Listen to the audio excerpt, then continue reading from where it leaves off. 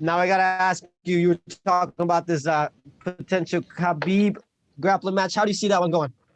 Man, I think if we ever had a pure grappling match, I'd pretty handily submit Khabib. Probably the same way that if I had like a pure wrestling match against somebody who is, an extremely dominant wrestler, more than likely they would beat me.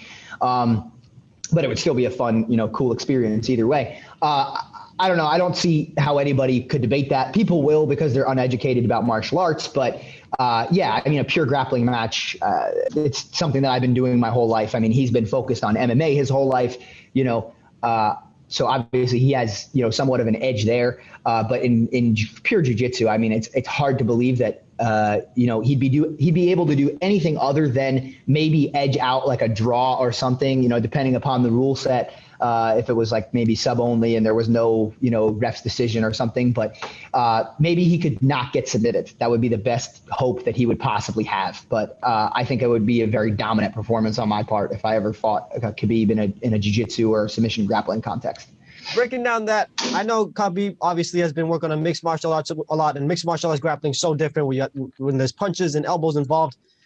But what do you see in the submission grappling game? Obviously, he hasn't done an exhibition match in a long time. What submission do you see yourself getting him in?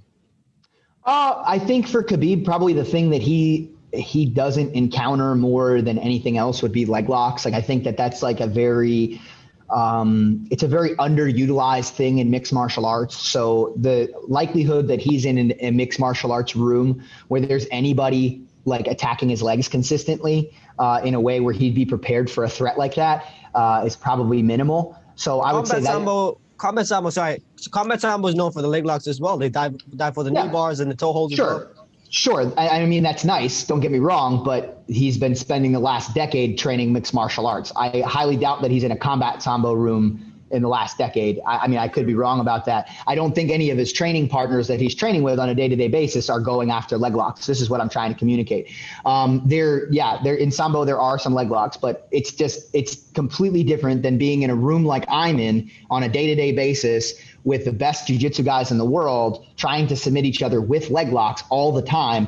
I mean, there's just the level of preparation for something like that is just, it's completely different. So I think that would be the most obvious place where there would probably be a discrepancy in skill. He's probably well prepared for most other submission threats because most other submission threats, upper body threats, are used pretty regularly in MMA. So I don't take that one personally. I see you were a little bit offended when I talked about the leg locks and Oh, no. That's all good, man. All right.